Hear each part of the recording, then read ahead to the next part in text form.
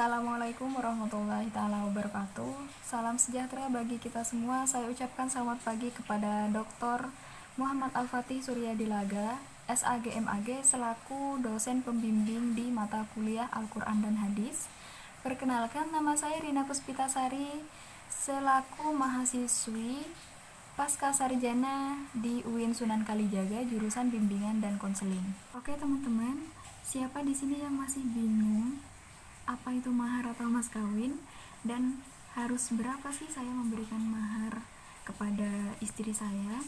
Jadi hari ini kita akan membahas tentang mahar atau mas kawin yang akan diberikan oleh seorang laki-laki kepada perempuan sebagai bukti keseriusan laki-laki dalam memilih pasangan hidup dan menjalankan kehidupan rumah tangganya.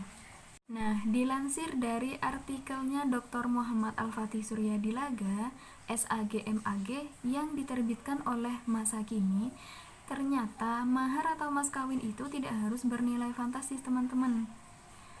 Akan tetapi yang terpenting itu adalah kesukarelaan antara kedua mempelai, yaitu laki-laki dan perempuan. Tidak ada yang merasa keberatan perihal mahar yang akan diberikan. Hal itu juga dijelaskan dalam Al-Quran, dalam surah An-Nisa ayat 4, yang artinya, "Dan berikanlah mahar kepada istri kalian dengan sukarela, dan apabila mereka mengembalikan kepadamu, maka ambillah pemberian tersebut." Ayat ini membuktikan bahwa mahar atau mas kawin itu harus ada walaupun sedikit, dan calon istrinya itu tidak merasa keberatan atau menerimanya dengan sukarela juga. Contohnya seperti yang lagi viral baru-baru ini di media sosial, ada seorang perempuan yang diberikan mahar hanya seperangkat sandal dan air saja. Nah, uniknya lagi yang terjadi di Kediri itu teman-teman, ada seorang perempuan yang diberikan mahar hanya dengan Google AdSense dan hosting seumur hidup karena dia itu dilamar oleh seorang blogger. Tentu hal itu berbeda dengan kebiasaan masyarakat ya teman-teman. Biasanya kan masyarakat itu memberikan sebuah mahar dengan seperangkat alat sholat, cincin emas, dan sejumlah uang. Tetapi di Kediri itu hanya memberikan Google AdSense dan hosting seumur hidup. Akan tetapi meskipun demikian, mahar tersebut juga sangat berharga karena terdapat nazar di dalamnya, yaitu mengajari sang istri menjadi blogger dan ikut ke dunia maya dari nol, dan itu tidak mudah.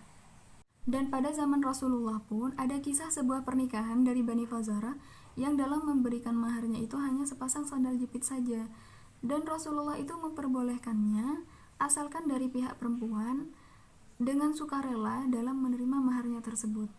Jadi meskipun Rasulullah dalam memberikan maharnya kepada istri pertamanya, yaitu Siti Khadijah radhiyallahu anhu, dengan nilai yang fantastis, yaitu 20 ekor unta, jika disamakan dengan hari ini itu sekitar 1 miliar rupiah. Akan tetapi Rasulullah tetap tidak memberatkan para sahabatnya dalam melakukan pernikahan dan memberikan mahar kepada calon istrinya. Dan hal itu juga dijelaskan dalam sebuah hadis yang diriwayatkan oleh Aisyah radhiyallahu anhu, bahwa pernikahan yang berkah itu adalah yang maharnya tidak menyulitkan dan mempermudah urusan pernikahannya tersebut.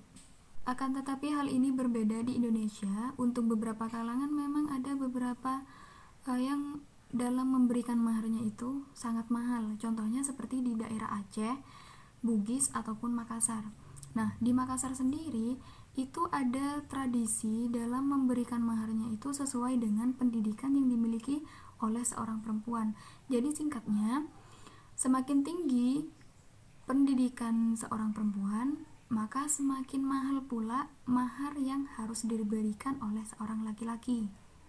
Di samping mahar yang tinggi, masyarakat setempat itu tetap menggunakan seperangkat alat sholat, di mana di dalamnya itu terdiri dari sajadah, mukena, dan Al-Quran, dengan tujuan supaya kedua mempelai itu tetap mengingat Allah Subhanahu wa Ta'ala dalam bentuk sholat, zikir, ataupun membaca Al-Quran. Karena dalam Al-Quran dan hadis tidak ada patokan resmi mengenai mahar atau mas kawin yang harus diberikan oleh laki-laki kepada perempuan, oleh karena itu semakin berkembangnya zaman, juga generasi milenial itu semakin unik dalam memberikan mahar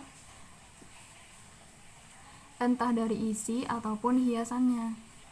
Dan dalam pelaksanaan pernikahannya pun digelar seunik mungkin, dan itu tidak menjadi masalah selama kedua mempelai tidak keberatan dan sukarela dalam melaksanakan pernikahan tersebut. Sekarang teman-teman sudah dapat memahami apa itu mahar dan bagaimana dalam pemberiannya. Terima kasih sudah menonton video saya, semoga video ini bermanfaat. Link yang saya bahas hari ini akan saya tampilkan di description box. Silahkan kalian klik jika membutuhkan referensi tentang mahar atau mas kawin di era milenial. Hanya itu yang bisa saya sampaikan, kurang dan lebihnya saya mohon maaf. Wassalamualaikum warahmatullahi wabarakatuh.